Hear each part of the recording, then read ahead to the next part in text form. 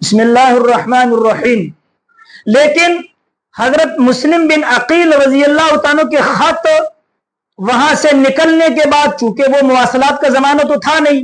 اور خطوط جاتے تھے لوگوں کے ذریعے سے، تو جس آدمی کے ہاتھ میں خط دے کر مکہ روانہ کیا، پیچھے سے کیا کر دیا کہ یزید نے وہاں پر 2 بندے بھیجے کہ آپ اس مسئلے کا نوٹس لیں۔ وہاں کا جو شمر تھا وہ کوفہ میں آیا، اور کوفہ میں اس کے آنے کے بعد اس کی خبر سن کے سارے کوفی بھاگے، یہاں تک کہ انہوں نے حضرت مسلم رتنو کو اتنی بے دردی سے شہید کیا کہ بڑی عمارت پر لے جا کے ان کی گردن اتار کے عمارت سے ان کو نیچے گرایا۔ لیکن چونکہ خط وہاں پر حضرت حسین تن کو پہنچ چکا تھا اور وہ وہاں سے نکل چکے تھے، لیکن جب وہ کوفہ میں پہنچے ہیں حضرت حسین کو خبر تو ہو گئی، لیکن یہ نواسے رسول تھے، یہ عام آدمی نہیں تھا۔ اسی لیے ہمارے علماء نے لکھا ہے کہ جو سید ہوگا اس کے اندر 3 چیزیں ہوں گی، کہ نمبر 1 سید انتہائی بہادر ہوگا، اور سید انتہائی خوبصورت ہوگا، اور سید انتہائی سخی ہوگا۔ ادھر تو آج کل کہتے شاہ جی، لیکن جب چہرہ پیچھے کرتے ہیں تو چہرہ اتنا کالا ہوتا ہے کہ اس تھرماس سے بھی زیادہ کالا ہوتا ہے۔ یہ آج کے زمانے کے سید ہیں، ان کی شکلیں دیکھیں اور ان کو سید دیکھیں۔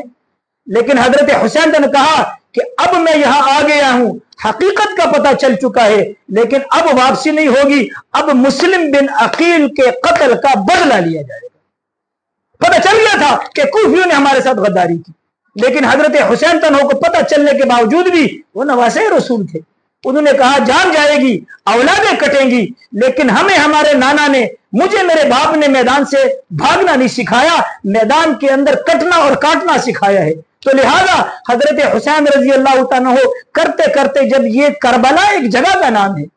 وہاں پر حضرت حسین تنہو پہنچے ہیں، لیکن اب وہاں سے ان کی آپس میں جو اختلاف ہوا، حضرت حسین رضی اللہ عنہ نے 2 باتیں سامنے رکھی تھی، کہ ایک بات تو یہ ہے کہ یزید کو میرے سامنے بٹھاؤ، اور بات یزید سے آمنے سامنے ہوگی، لیکن وہ لوگ اس بات کے لیے تیار نہیں ہوئے، چونکہ یہ لوگ بنی امیہ کے لیے جان اور مال لٹانے کے لیے تھے۔ ان کو یہ بھی پتا تھا کہ حضرت حسین کا مقام کیا ہے، یزید حسین تنہو کے سامنے وہ بات بھی نہیں کر سکے گا، لہذا جو ہمارا مدعا ہے، یزیدیوں نے کہا کہ جو ہم چاہتے ہیں کہ حضرت حسین تنہو کو شہید کیا جائے اور یزید تخت نشین رہے اور ہماری منمانیاں رہیں، وہ کیسی پوری ہوں گی؟ لہذا کسی بھی شرط کے اوپر آنے سے انکار کر دیا اور سیدھی بات کہی کہ بھئی یا تو آپ یزید کے ہاتھ پر بیعت کریں اور یا ہمارے ساتھ جنگ کریں۔